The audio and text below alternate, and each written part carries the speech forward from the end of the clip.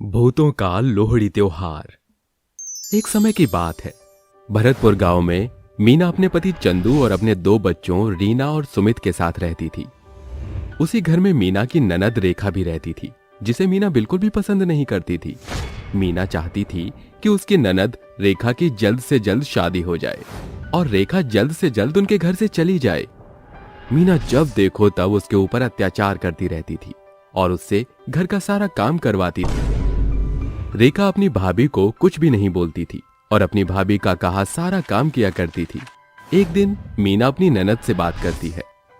अरे ओ हीरोइन, तू ऐसे पड़ी हुई है? हाँ, घर का काम कौन करेगा? जब देखो खाती रहेगी और सोती रहेगी। तुझे कोई काम धाम नहीं है क्या? भाभी, मैंने तो सारा काम कर दिया है और सारा काम खत्म होने के बाद ही मैं बैठी हूँ। अच्छा, तो ये जो इतने सारे कपड़े पड़े हैं वो कौन धोएगा? हाँ, तुझे हम इसलिए रोटी नहीं खिलाते कि तू हमसे जुबान लड़ाए। भाभी, मैं जुबान नहीं लड़ा रही हूँ। कल ही कपड़े धोए थे, आज अगर फिर से ज्यादा हो गया तो मैं फिर से धो देती हूँ। तू यहाँ से जाती है या नहीं? बेचारी रेखा रोते हुए कपड़े धोती है और खुद से बोलती है, अगर आज माँ बाबा जिंदा होते तो आज मुझ पर ऐसा जुल्म नहीं हो रहा होता। भाभी तो मुझे हर वक्त परेशान करती है, इससे अच्छा तो मैं मर ही जाती। और जब शाम होती है तब मीना फिर शुरू हो जाती है। ओ महारानी, खाना बना कि नहीं? हाँ भाभी, खाना बन गया है। इन सब से दुखी बेचारी रेखा अब सबको खाना खिला देती है और जब सब खाना खा लेते हैं तब मीना फिर से बोलती है, थू थू थू थू थू थू, कैसा खाना बनाया है तूने? इसको तो कोई जानवर भी ना खाए। ये सब देख रेखा बहुत दुखी होती है और अपने कमरे में जाकर बहुत रोने लगती है। माँ, आप मुझे छोड़कर क्यों चली गई? मेरा यहाँ कोई भी नहीं है, मुझे भी अपने पास बुला लो माँ। ऐसे ही रोते रोते अब रेखा सो जाती है और अगली सुबह उठकर रसोई घर में खाना बनाने जाती है और तब मीना आकर रेखा से बोलती है, देख रेखा, लोहड़ी आ रही है और घर में बहुत सारा काम है और अब मेरी तबीयत ठीक नहीं रहती तो सारा काम तू खुद करेगी।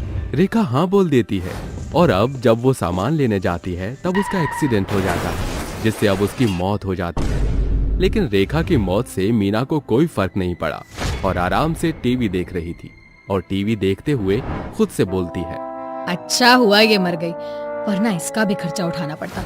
चलो, सारा काम करके मरी है। कल सुमित के पापा भी शहर से आ जाएंगे, अगर पूछेंगे तो बोल दूंगी कि भाग गई थी कहीं पर। इतने में उसके टीवी में से एक भयंकर आवाज आने लगती है। भाभी, आपने मुझे बहुत परेशान किया है। कौन कौन है यहाँ पर? भाभी, कल लोहड़ी है, मैं अपने सभी दोस्तों के साथ आपके पास आऊंगी। मुझे भी लोहड़ी का त्योहार मनाना है और यहाँ पर मेरे जितने भी दोस्त हैं उन सबको भी बनाना है। मीना बहुत डर जाती है और अपने बच्चों के कमरे में जाकर चुपचाप सो जाती है। और जब अगली सुबह होती है तब चंदू शहर से वापस आता है। चंदू सबके लिए कुछ न कुछ लेकर आता है और अपनी बीवी मीना से पूछता है, अरे मीना, मेरी छोटी बहन रेखा कहाँ पर है? मुझे दिखाई नहीं दे रही वो। मीना मगरमच्छ के आंसू निकालते हुए बोलती है, चंदू जी, आपके जाने के बाद तो वो हाथ से ही निकल गई थी, पता नहीं कहाँ किस लड़के के साथ भाग गई। नहीं मीना, मेरी बहन ऐसी नहीं थी, वो किसी के साथ भाग नहीं सकती। इतने में उसको एक गुर्राती हुई आवाज सुनाई देती है और रेखा का भूत अपने भाई से बोलती है, तुम सही बोल रहे हो भैया, मैं ऐसी लड़की नहीं हूँ। कौन? इतने में रेखा का भूत अपने भाई के सामने आता है और रेखा के साथ साथ उसके माँ बाबा का भी भूत आता है और रेखा अपने भाई से बोलती है, भाई, मैं भागी नहीं बल्कि मर चुकी हूँ। मेरी आत्मा को शांति नहीं मिल रही है। भैया, मैं आपको सारा सच बताती हूँ। जब मेरा एक्सीडेंट हुआ था तब पुलिस वालों ने भाभी को फोन किया था और उस वक्त मैं जिंदा थी, लेकिन भाभी को मैं पसंद नहीं थी। वो मुझे अपने घर लेकर तो आई पर।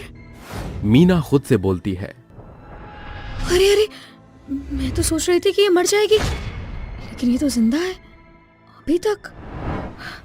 कोई बात नहीं, मैं इसको मिट्टी में दफना देती हूँ, तब तो मर जाएगी ना। और सबको बोल दूंगी कि रातों रात किसी के साथ भाग गई।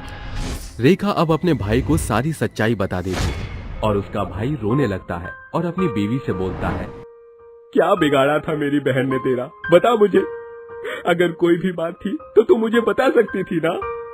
इतने में रेखा की माँ का भूत बोलता है, अरे बहू, तुझे तो हम अपने घर इसलिए लाए थे ताकि तू हमारे घर को जोड़ कर रखे, लेकिन घर को तोड़ने वाली तू ही है। भाभी, अब तुम्हें भी मरना होगा और हम लोगों के साथ आना ही होगा। मुझे माफ कर दो रेखा, मैंने बहुत गलत किया, पर मेरे छोटे छोटे बच्चे हैं, उनका क्या होगा? तेरे भैया का क्या होगा? मुझे मत मारो, मुझे माफ कर दो रेखा। मीना गिड़गिड़ाती रहती है, लेकिन रेखा उसकी गर्दन पकड़कर उसको हवा में लटका देती है और गुस्से से रेखा की आंखें लाल होती हैं और गुस्से में रेखा का भूत बोलता है, तुझसे क्या मांगा था? बस यही ना कि अपने भैया के साथ अच्छे से लोहड़ी मनाऊंगी, लेकिन तूने मुझे मार दिया। इतने में चंदू बोलता है, रेखा अपनी भाभी को छोड़ दे, उसको सजा मिल जाएगी। तू हम लोगों के बारे में सोच कि हम लोगों का क्या होगा। अपने भैया को रोता हुआ देख रेखा को तरस आ जाता है और अपनी भाभी को वो छोड़ देती है और अपने भाई से बोलती है, भैया मैं अपनी फैमिली के साथ लोहड़ी का त्योहार मनाऊंगी, जिसमें हम सब होंगे। उसके बाद मैं अपनी दुनिया में चली जाऊंगी। हाँ बहन, क्यों नहीं। मीना रोते हुए उससे माफी मांगती है और अब सब रात में लोहड़ी का त्योहार मनाते हैं। और लोहड़ी का त्योहार मनाने के बाद रेखा और उसके मम्मी पापा वो तीनों भूत लोक में चले जाते हैं और अब यहाँ मीना भी सुधर जाती है और सब खुशी से रहने लगते हैं।